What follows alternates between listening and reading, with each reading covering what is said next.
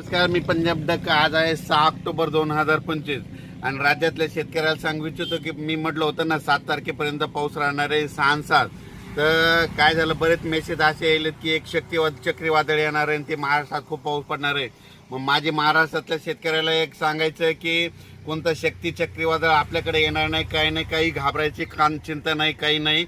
फक्त आजची 6 ऑक्टोबर आणि 7 ऑक्टोबरच्या दरम्यान राज्यात फक्त भाग बदलक तुरळक ठिकाणी पाऊस पडणार आहे, सर्वदूर पडणार नाही, मुसळधार कुठं पडणार नाही, अतिवृष्टी होणार नाही, म्हणून हा अंदाज लक्षात येतात. पण काय झालं, टीव्हीला बातमीमध्ये बरेच मला शेतकऱ्याचे फोन आले, एखादं चक्रीवादळ येईल का. मी म्हटलं तुम्हाला कोण म्हटलं, तर ते म्हणले बातमी चालू आहे. तर महाराष्ट्रातले सर्वप्रथम शेतकऱ्याला सांगू इच्छितो, कोणतं काही चक्रीवादळ काही आपल्याकडे येणार नाही, काही नाही. फक्त आज आणि उद्याच्या दिवसात थोडं भाग बदलत पाऊस पडणार आहे, म्हणून हा अंदाज लक्षात येतात. दररोज वेगवेगळ्या भागात ह्या 2 दिवसामध्ये पाऊस असणार आहे, म्हणून हा अंदाज लक्षात येतात. पण राज्यातल्या शेतकऱ्याला सांगू इच्छितो की तुम्ही काय करा, 15 तारखेपर्यंत जशी सोयाबीन काढायची तशी काढून घ्या, झाकून ठेवा, नसा मशीनमधून काढून घ्या. कारण की राज्यात आता 15 तारखेपर्यंत हवामान कोरडं राहणार आहे, म्हणून हा अंदाज लक्षात घ्यायचा.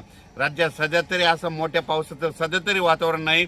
फक्त पाऊस पडणार आहे, अर्ध्या तासाचा पडेल, 10 मिनिटाचा पडेल, 20 मिनिटाचा पडेल, कुठं रिमझिम पडेल, पण सर्वदूर असं सगळीकडे पाऊस पडणार नाही, म्हणून हा अंदाज लक्षात घ्यायचा.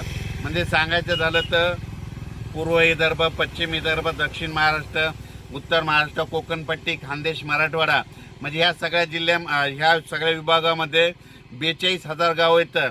तर ह्या 42,000 गावामध्ये सगळीकडे पाऊस नाही पडणार, फक्त 10,000 गावामध्ये पाऊस पडेल, सगळीकडे काही पडणार नाही. त्याच्यामुळे काही चिंता करायची गरज नाही. जसं तुम्हाला सोयाबीनला वेळ भेटेल, तुम्ही काय करा, तसं सोयाबीन काढून घ्या आणि जसं दुपारपर्यंत काढा, वाटल्यास उचला, गोळी लावून घ्या. असं केल्याच्यानंतर तुमची सोयाबीन सुखरूप घरी येणार आहे.